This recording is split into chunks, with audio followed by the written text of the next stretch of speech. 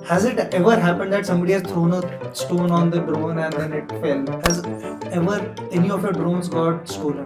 Does it ever happen that a bird hit happens or something like it happens in planes? As a stupid customer, I don't understand much about drones, so I will ask you few questions to debunk the myths about drones. Sure. Shall we go on a rapid fire on it? Sure, sure, sure. Has it ever happened that somebody has thrown a stone on the drone and then it fell? No.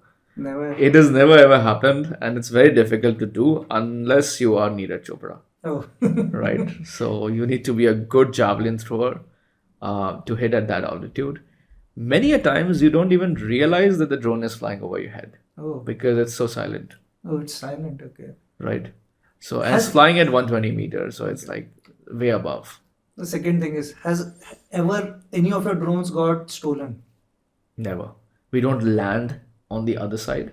Oh. We only land at the authorized spaces, which are our own premises, right? So we don't land on the other side. We go, we drop the package into the mailbox or the Sky pod, and we come back. Okay.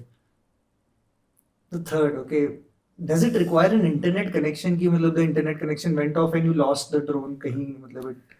So we work right now on primary and secondary communication protocol. Primary is certainly our 4G and 5G communication that we work on the drones with, and the secondary is the radio frequency. So it's always switching in between the primary and the secondary communication protocol essentially, which is there. In certain scenarios where we have flown drones in Himachal and few other territories where the primary and the secondary were of no use or limited use, we had to use SATCOM. Okay. So the third module which is there is the SATCOM. But So does it switch automatically or it has to be like? it switches automatically. It just tries to regain a connection for 60 seconds. If the connection is not regained in 60 seconds, it switches to the secondary medium. Okay. Next one is, does it ever happen that a bird hit happens or something like it happens in planes? It has happened because you can't control that. Bird hits are very common in hilly terrains. We had one bird incident which happened in Mandi in Himachal Pradesh, and you can't do anything over there because it's a flock of eagles attacking a drone. Wow. Right? And you cannot move out of that. Typically, we have seen that if the machines are big, large enough, birds don't come nearby. But we also, that was a big learning for us as well. And post that, we didn't have any single bird incident. So the large bird incident we had was 2 years back, 2.5 years back roughly, when we were doing medicine delivery and things like that in Mandi. And what we saw as an opportunity there is we started understanding and literally working on bird migration pattern in the morning and the evening. How the flock of birds are moving from what area to what area, and how they are moving from in the evening back to their home positions, right? So when we did that, so now what happens is the tunnels that we make, the corridors that we make, are made in a certain way that they don't cross the bird migration zones. Okay. Next one. Have two drones ever collided? Accidents have happened? No, but we had near miss, where, as I said, the traffic management layer becomes very essential because you never know who is flying the drone in that particular area.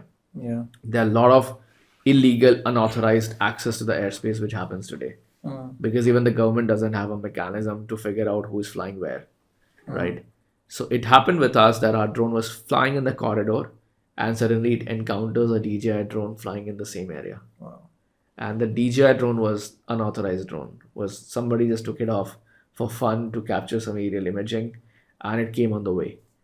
So drones have got sensors. It has got a proximity sensor. It has got lidar. So it holds the position over there. It holds the position for 120 seconds. If it sees that in 120 seconds the obstacle is no longer there, it moves forward. Else it triggers to go to the alternate recovery site or the landing site. And it lands over there and it triggers a safety alarm where the pilots get into action and they go to the drone and they pick it up. Okay. And the last myth, delivering through drones is costlier? That's the biggest myth, in fact, that delivering through drones would be costly, etc., etc. It's not. I think people mistake about cost and efficiency, it's directly proportional. If your efficiency of the system is higher, your cost will be on the lower side. I have got a fixed cost for one flight, for example. If I carry 10 shipments, I carry 20 shipments, I carry 30 shipments. My cost is fixed, right? That fixed cost, if the efficiency is better, if I'm carrying 20 shipments, the cost per shipment reduces a lot. If I'm carrying 10 shipments, the cost per shipment reduces a lot. Let's talk about the rider on an EV bike versus a drone. And let's talk about quick commerce, for example, out here. Without batching, a 10 minutes delivery by a drone can be done in 2-3 minutes. By a rider, it takes 10 minutes for him to go and then make the delivery, and then 10 minutes to come back. So essentially, a rider is doing about 20 minutes to make one delivery. And the cost of the fuel and the person. Everything, right? So he's doing, let's just look at the numbers of efficiency. He's doing one delivery in 20 minutes, which means in 1 hour, maximum he's doing 3 deliveries. If he's not taking a break. We are meant to take a lot of breaks. Smoke break, chai break, this break, that break. If you take that break and you work for 10 hours, you're essentially doing 25 deliveries with breaks, right? Now look at drones. One drone is essentially able to do one delivery or one flight in 2 minutes to go and 2.5 minutes to come back. 6 minutes is where it is doing one delivery. Even we take 4 minutes break for after every delivery, we're talking about 10 minutes mein one delivery is happening. Wow. So in 1 hour, you're doing 6 deliveries, which is already twice of the efficiency of that rider. And you're not sleep, only charged. Right. Just swap the batteries. Swap batteries, okay. Then Right. it's not. One pilot is designated to handle 2 drones. So when 2 drones are flying, 2 drones with 1 pilot, just the man-to-man comparison, is doing 12 deliveries. Now what started happening is, for this one big company that we work with, one of the large quick commerce giants preparing for IPO now, what we work with them is, we realize that if we wait for another 60 seconds, because the drone is able to do the delivery in 3 minutes, the consumer don't want in 3 minutes, right? You're happy with 10 minutes. What if we wait for 60 seconds to 90 seconds? Because we are only catering to a cluster where the density is high. So we waited for 60-90 seconds and we started batching 40% of the orders. So same single flight was carrying 2 shipments and 3 shipments instead of carrying 1 shipment. Wow. So in 1 hour, 6 flights were essentially giving 9 to 10 shipments delivery, compared to a rider which was doing 3 shipment delivery. So you're talking about a 2x and 3x efficiency coming out of the machine. That reduces the cost. So generally, what's the comparable you are saying for that maybe quick commerce company? It's Without scale, we are 10-15% cheaper. With scale, 20%, 25% cheaper. And more reliable and faster. Absolutely. Okay. So Ankit, this is great to debunk the myths and understand the challenges. Help me understand globally what's happening and where do you see India standing in that mix of countries trying to do similar things? I think we were late to start. US, China, Africa were way ahead of us in terms of adopting the drone and starting the drone operations and things like that. I think over a period of time, Europe slowed down a lot. China accelerated a lot. And then US didn't have good amount of... Europe took the other use cases. Certainly. I mean, I think a lot of things started happening. India was very late to join that race. But what's phenomenal out here is how our Prime Minister steered things through and through to remove a lot of bureaucracy from the whole loop and ensure that the drone industry takes shape in a massive manner without a lot of red tapes out here. And all these policy changes and policy getting streamlined and getting better sort of helped drone industry to accelerate at a much faster rate. So which is the country you say is the number one in drone logistics right now? Right now, China. China. They do the maximum amount of drone deliveries. And after that? US. They don't do, but the company that does, which is Zipline, they do the maximum amount of deliveries in Africa. The company is from the US. So it's Okay, US. so they are doing there. Okay. And I heard you have also partnered with a US company recently. So tell us more about your We partnership. have, and before we go there, we are the third largest. Okay, we are the third largest. So India is the third largest country in the world in terms of drone deliveries at this given point of time. And that's just with 1, 2 cities.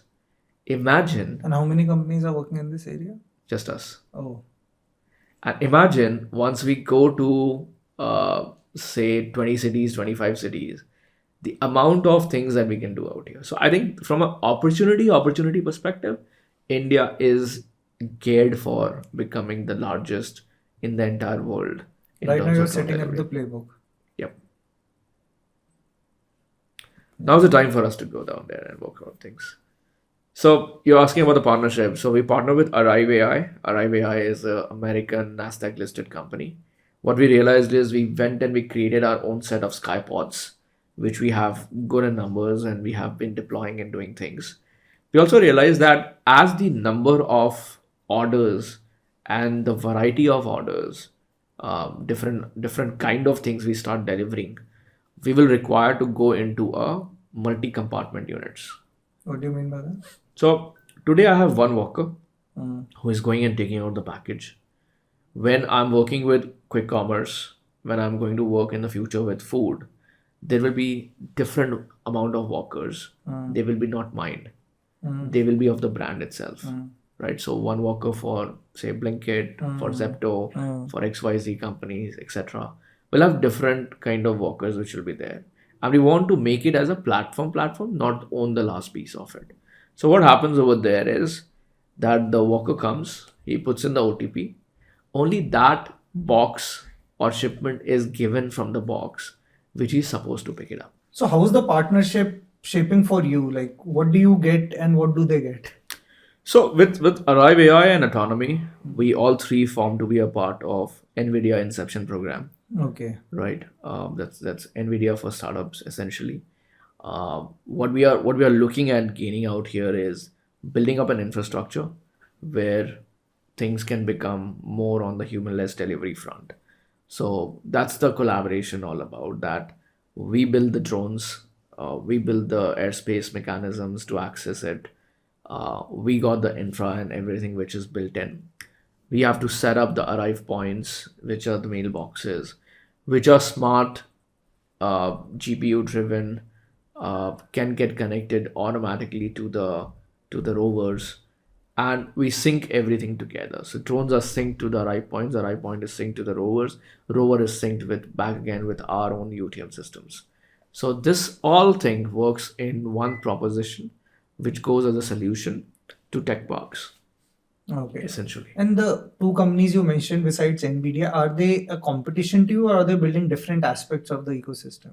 They're building different aspects of the ecosystem. Okay. See, I think there's a habit of a lot of people seeing things as a competition and seeing things as why can't we go and develop it internally in-house and own the full stack of हम it. भी कर लेंगे. Exactly. I think we need to get past that. Yeah. We need to think more about collaborative efforts. If Autonomy has taken 6 years to build it, why do I need to go and build it Yes. again, right? Just utilize the whole system, integrate the whole system, let them do what they are best at. Let us do what we are best at. And I think when that understanding comes in aspects, there's good amount of opportunity available for us to go and cater to.